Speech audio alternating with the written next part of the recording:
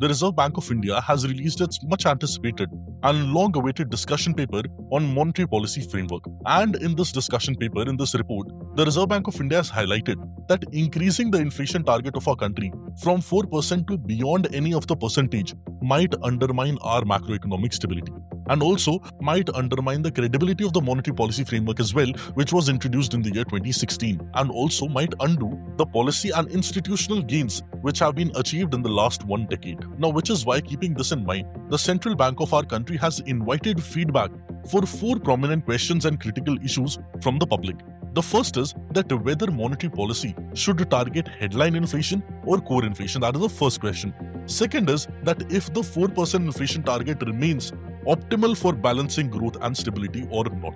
So is the 4% inflation target, is it good enough or optimal for balancing growth and stability? Yes or no? That is the second one. And third is whether the 2% to 6% tolerance band needs a revision or needs a removal. What is the suggestion? And fourth one is whether the explicit 4% target should be dropped in favor of only a range. These are the 4 questions which have been asked by the RBI in this discussion paper. Now, these 4 questions might sound very abstract to you. To understand that, we'll be understanding each of the terms which have been used in all these questions. And that is how our session would be proceeding. So what is this core and headline inflation? What is inflation targeting? What is this band of 2% to 6% and 4% proper rate? What is the range and what are all the issues surrounding inflation targeting in India? We'll be trying to understand in this particular session. Hello, my name is Pipal Singh and you're watching Perspective.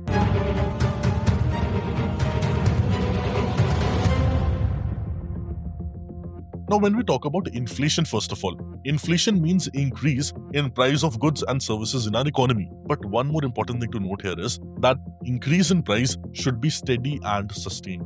So steady and sustained increase in price of goods and services in our country is known as inflation. Now, inflation can either be good or bad. Demand pull inflation is generally considered good because it leads to economic growth. But inflation being good or bad depends on a counter question. The counter question is what type of inflation you're talking about and what percentage of inflation you're talking about. Which means 1000% inflation is definitely bad, that is hyperinflation. 5% inflation might be good for the economy. 2% inflation, 3% inflation might be good for the economy. It depends on what percentage of inflation you're talking about. And second is what type of inflation. So whether is it demand pull inflation or is it cost push inflation? Cost push inflation is generally considered bad, but demand pull inflation, if it is caused by increase in income of the public, demand pull inflation is considered very good. But one thing to note over here is that inflation affects our day-to-day lives. Inflation affects the lives of general public, it affects the lives of people in general, and the lifestyle standard of living of individuals. Society is determined by inflation rates. Which is why many times you see when the price of onion, price of tomatoes or food prices goes up, many people stop consuming or reduce the consumption of those items. So inflation directly impacts the lives of the common people, which is why controlling inflation is at the highest priority of our economic agencies. And the prominent economic agency of the country is Reserve Bank of India, which is why the primary goal on the radar of the RBI is to control this particular inflation. And from here, 2016 onwards, from the recommendation of Urjit Patel Committee, who's the former RBI governor as well, from the recommendations of the Urjit Patel Committee, the monetary policy framework of inflation targeting was started in India from 2016 onwards. And from 2016 onwards itself, we have already started targeting inflation from 4% plus minus 2% in our country. Now, it started way back in 1990s in New Zealand, but India adopted this in the year 2016. So you have to understand this is not a very old phenomena. It's a very new phenomena which we just started in the last 10 years. And under this inflation targeting, what was simply done was that a committee was made. Now, what did Urjit Patel Committee recommended? The Urjit Patel Committee recommended that you make a permanent committee under the RBI. That committee would be named as a Monetary Policy Committee. The task of the Monetary Policy Committee would be to achieve the inflation target. Okay, it sounds simple. The task of the Monetary Policy Committee would be to achieve the inflation target. And the Monetary Policy Committee would be doing what? Would be setting the policy rates.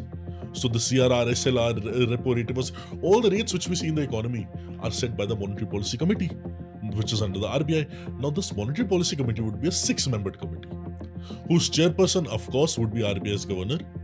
Then there would be a deputy governor of the RBI who's in charge of monetary policy. Then one banker who's nominated by the RBI board, and the rest 3 members are nominated by the central government. So which means that 6-membered monetary policy committee is empowered to formulate a monetary policy for the economy, and that monetary policy is simply nothing but economic policy of RBI, Reserve Bank of India, that's all. Now in 2016, the question which was put was that what inflation target we should keep. And the inflation target which was decided after much deliberation was, let's keep the target of 4% plus minus 2%. Which means that inflation, if between 2% to 6%, the range would be very good. And the median range should be around 4%. 4% inflation in India would be considered really, really good, would be considered under control, and prices are considered stable. And also one more important thing, that every 5 years, these targets are revised. So from 2016 to 2021, the target was 4% plus minus 2. From 2021 to 2026, the target remains the same, unchanged. Now let's see what happens in the 2026. But till now, the target is 4% plus minus 2% inflation is good percent for our country, good inflation for our country. And now once we read the RBI's questions in the discussion paper, it would make much more sense. Leaving the first question till now, if we see the second question, it says that if the 4% inflation target remains optimal for balancing growth and stability or not. That is the first question. Now you have to see that the 4% target is optimal or not. Second is that whether the 2 to 6% tolerance limit, which I already discussed with you, needs a revision or removal. For that, we need to compare our economy with international standards. Also, whether the explicit 4% target, which is given 4% plus minus 2%, should be dropped in favor of only a range, or should we have only a range of 2% to 6%? Ideally, we use both. We use range also, and we use tolerance as well. So I guess these 3 questions are very simple to understand now. Coming to the first question, to understand that, we have to understand 2 types of inflation. One is core, one is headline inflation. Headline inflation simply means the inflation calculated through consumer price index, which we see in the newspapers, which includes almost all the commodities, goods and services which we consume regularly. But there is second inflation, which is core inflation. That is a bit tricky, that is a bit different. Core inflation tries to calculate increase in price of goods and services of items which are core to the nature, which are very much required by the public, and whose prices do not fluctuate. Which means core inflation excludes the prices of items who are fluctuating in nature, which changes very rapidly.